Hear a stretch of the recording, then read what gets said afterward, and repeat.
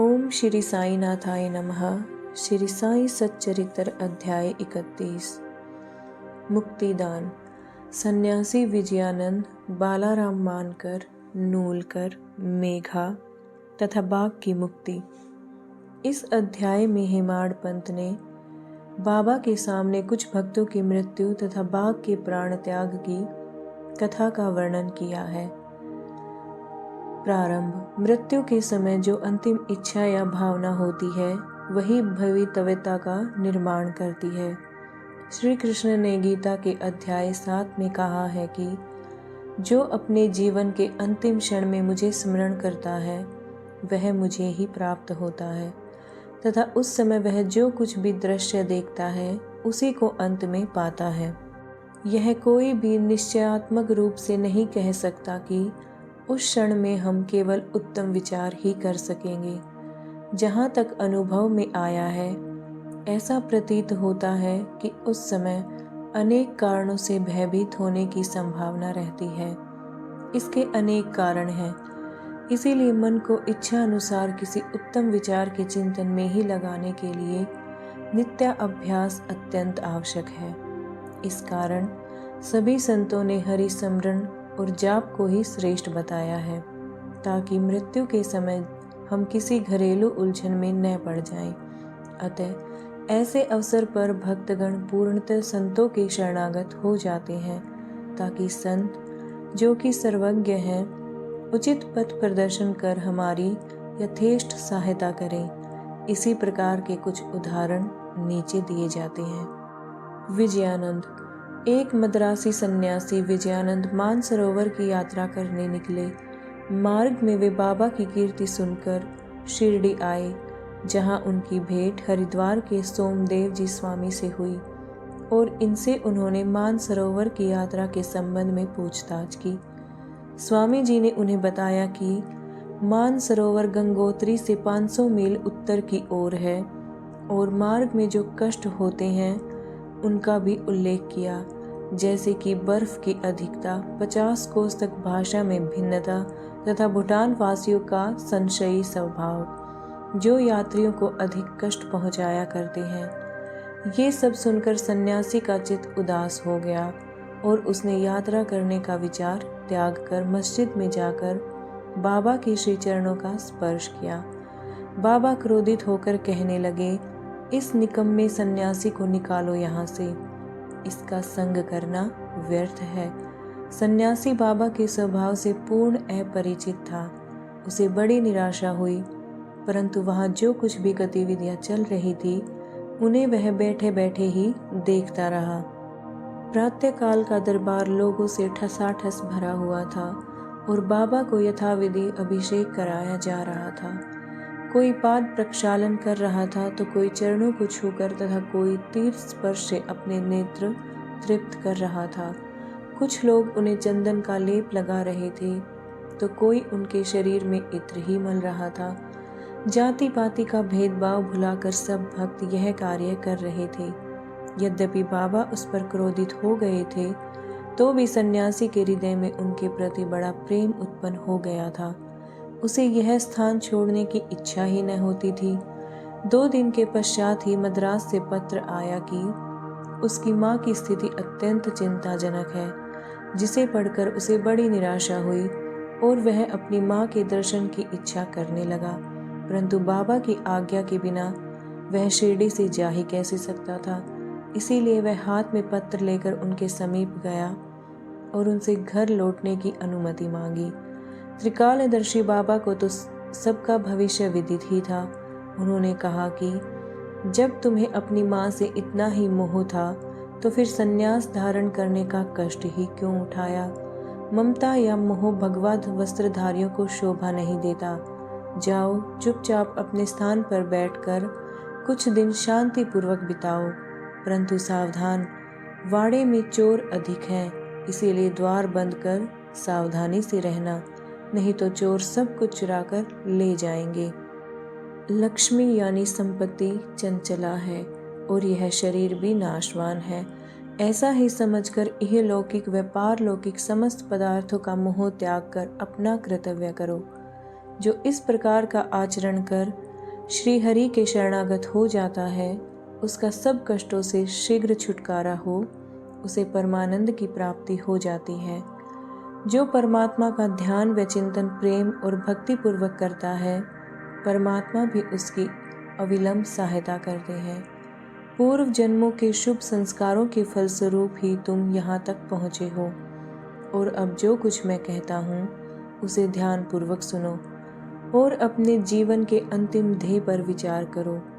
इच्छा रहित होकर कल से भागवत का 3 सप्ताह तक पठन पाठन प्रारंभ करो। तब भगवान प्रसन्न होंगे और तुम्हें तुम्हारे सब दुखों से मुक्त कर देंगे। माया का आवरण दूर होकर तुम्हें शांति प्राप्त होगी। बाबा ने उसका अंतकाल समीप देखकर उसे यह उपचार बता दिया और साथ ही राम विजय पढ़ने की भी आज्ञा दी, जिससे यमराज अधिक प्रसन्न होते हैं। दूसरे दिन स्नानादि तथा अन्य शुद्धि के कृत्य कर उसने लेंडी बाग में एकांत में बैठकर भागवत का पाठ प्रारंभ कर दिया। दूसरी बार पठन समाप्त होने पर वह बहुत थक गया और वाड़े में आकर 2 दिन ठहरा। तीसरे दिन बड़े बाबा की गोद में उसके प्राण पखेरु उड़ गए। बाबा ने दर्शनों के निमित्त 1 दिन के लिए उसका शरीर संभाल कर रखने के लिए कहा। तत्पश्चात पुलिस आई और यथोचित जांच पड़ताल करने के उपरांत मृत शरीर को जलाने की आज्ञा दे दी। धार्मिक कृत्यों के साथ ही उसकी उपयुक्त स्थान पर समाधि बना दी गई। बाबा ने इस प्रकार सन्यासी की सहायता कर उसे सद्गति प्रदान की। बालाराम मानकर नामक एक गृहस्थ बाबा के परम भक्त थे। जब उनकी पत्नी का देहांत हुआ तो वे बड़े निराश हो गए और सब घर बार अपने लड़के को सौंप कर वे शिरडी में आकर बाबा के पास रहने लगे। उनकी भक्ति देखकर बाबा उनके जीवन की गति परिवर्तित कर देना चाहते थे, इसीलिए उन्होंने उन्हें 12 रुपये देकर मछिंद्रगढ़ जिला 17 में जाकर रहने को कहा।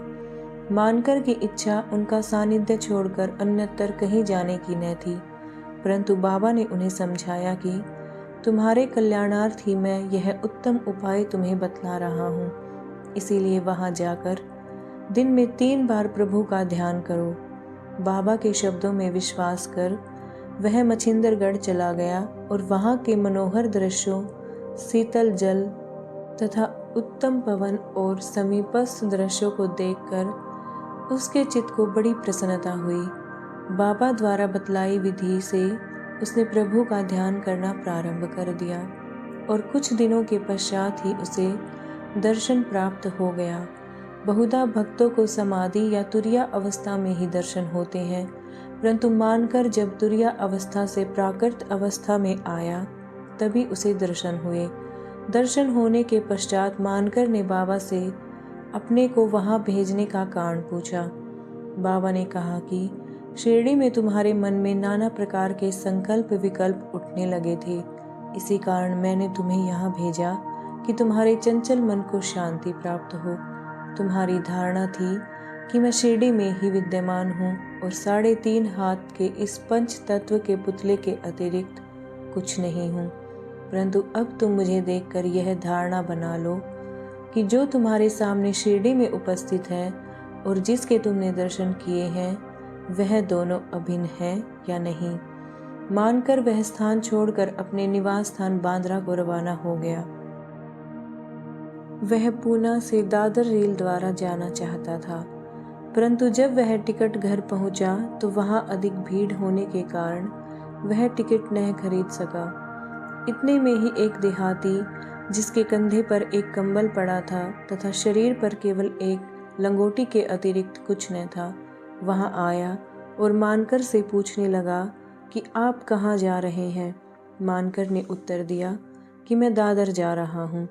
तब वह कहने लगा कि मेरा यह दादर का टिकट आप ले लीजिए, क्योंकि मुझे यहाँ एक आवश्यक कार्य आ जाने के कारण मेरा जाना आज न हो सकेगा। मानकर को टिकट पाकर बड़ी प्रसन्नता हुई और अपनी जेब से वे पैसे निकालने लगे। इतने में टिकट देने वाला आदमी भीड़ में कहीं अदृश्य हो गया। मानकर ने भीड़ में पर्याप्त छानबीन की, परंतु सब व्यर्थ ही हुआ। जब तक गाड़ी नहीं छूटी मानकर उसके लौटने की ही प्रतीक्षा करता रहा, परंतु वह अंत तक न लौटा। इस प्रकार मानकर को इस विचित्र रूप में द्वितीय बार दर्शन हुए। कुछ दिन अपने घर ठहर कर मानकर फिर शिरडी लौट कर आया और श्री चरणों में ही अपने दिन व्यतीत करने लगा। अब वह सदैव बाबा के वचनों और आज्ञा का पालन करने लगा। अंततः उस भाग्यशाली ने बाबा के सम्मुख उनका आशीर्वाद प्राप्त कर अपने प्राण त्यागे। तात्या साहिब नूलकर।